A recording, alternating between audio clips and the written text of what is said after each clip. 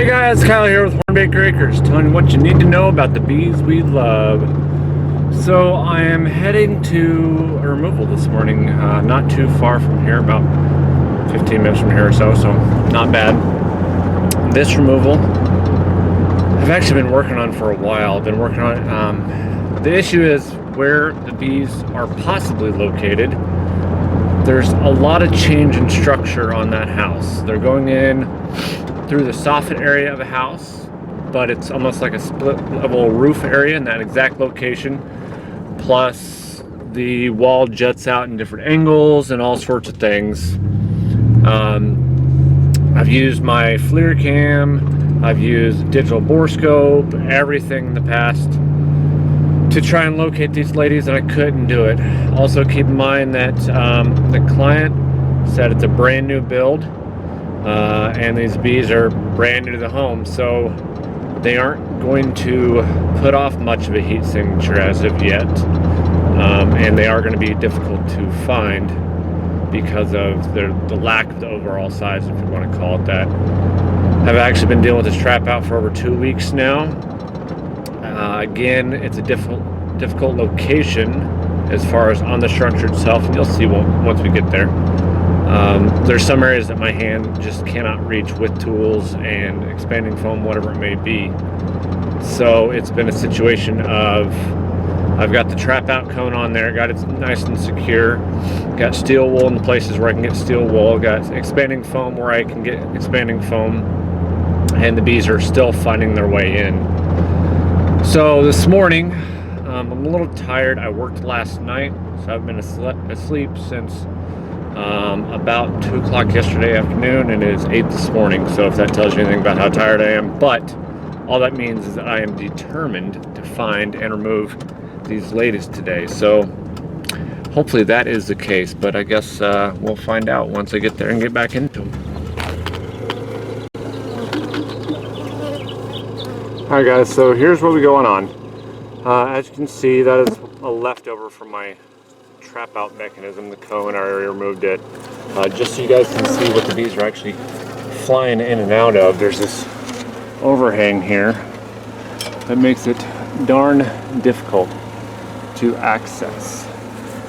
Give me a moment, I'm gonna get up on the roof and I will show you guys some more. Alright guys, here's that same area just from higher up. As you can see, this makes it a trick area because we have kind of split level, going lots of different directions.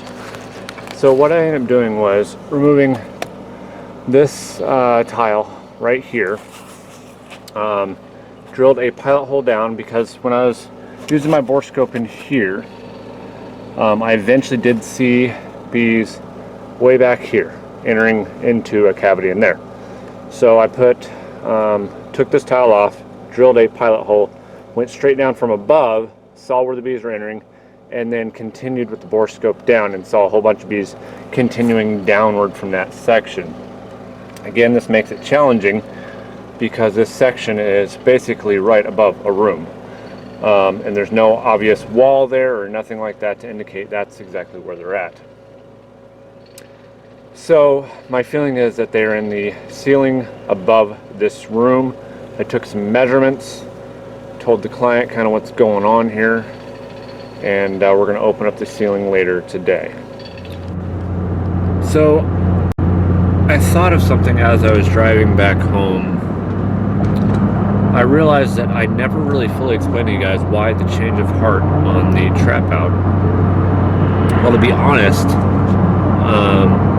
I don't agree with doing trap outs on residential structures like that, especially ones, you know, if it's an established colony, things like that. I just don't agree with doing a trap out for a lot of reasons that I've mentioned before about all the issues about leaving the comb behind.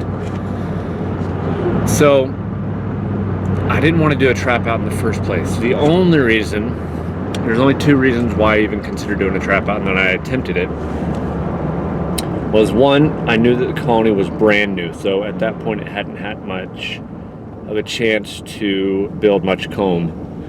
And 2, I couldn't find the bees, just because of initially at least, I couldn't find the bees.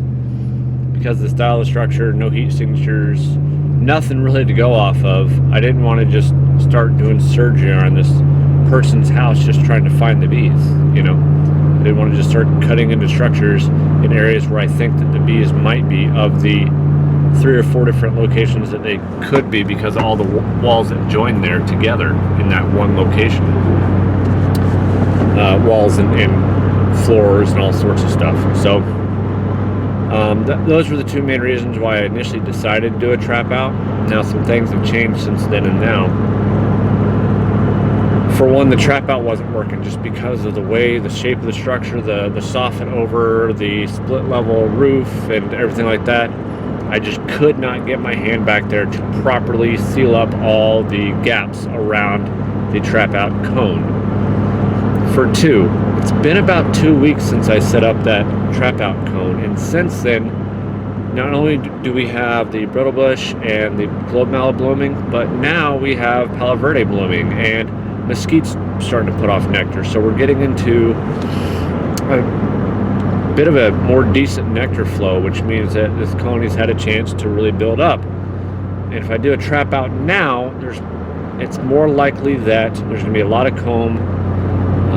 And I'm going to seal it up properly when I'm done, so that means that no bees are going to get in there, but all that comb will likely melt, get soft, or not melt, it'll get hot, get soft, and drop, releasing any honey or nectar that they've collected and mixed with pollen. And it's going to cause a mess for the client. I don't want to do that. So I want to make sure that I do things right, even if it means taking an abundant amount of time. And I've already apologized to the client for how long this whole process has been taking, but I just want to make sure that I'm doing things right. So anyway, guys, I just want to kind of give you some insight on my thought process and the whole thing, and why I started out trying to do a trap out on this removal and changed my mind. So I'm gonna head back there for today, and hopefully we will find these ladies and do a cutout.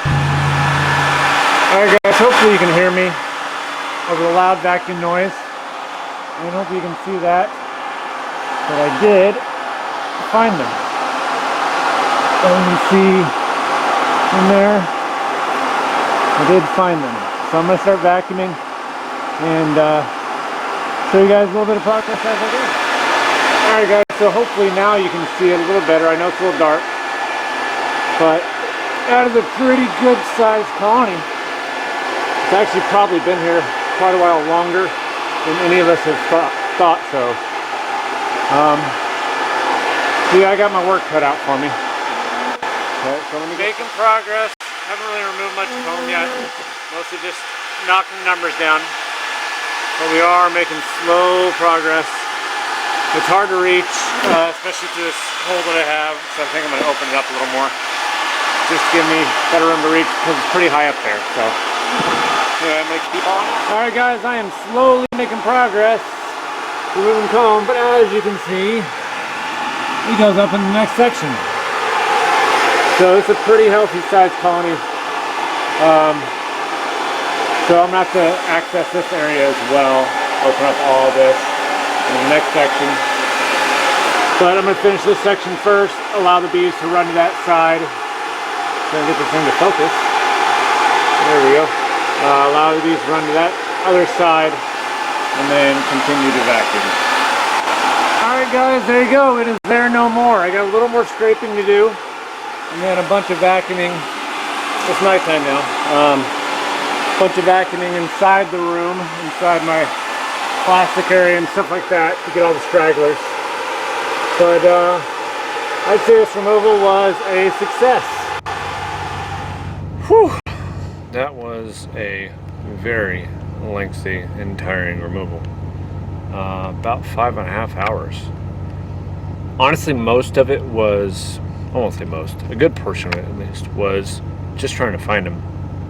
Due to the construction, very thick walls, and almost 2 feet of insulation in that area, I wasn't able to use FLIR, digital borescope, nothing like that. And so what I ended up doing was something I just hated to do, and was I just go on a hunch and open up the ceiling after I talked to the client about it and warned them of the risk as far as my next step to take is to open up the ceiling, not knowing for sure if that's where they're at. It's just what I truly believe that where they're at. And we talked about it for a while, and they decided, yep, just go ahead with it, and we'll cross, you know, if the bees aren't there, then we'll cross that bridge when we come to it. So luckily we made a gamble and we came out on top, because the bees were right where I thought they would be. Basically, they were in the ceiling floor gap, basically between the first and second floor of that area. But yeah, I'm pretty beat right now, honestly. So I'm gonna wrap this up pretty quickly. Just go ahead and hit that subscribe button for me, guys. Make sure you give this a thumbs up. Also hit notifications. That's one thing. Subscriptions don't really mean a whole lot unless you do the notification. Then you get notified when I post new videos, which I try and do pretty regularly. But anyway, guys, I hope you guys are having a great day. God bless, and happy beekeeping.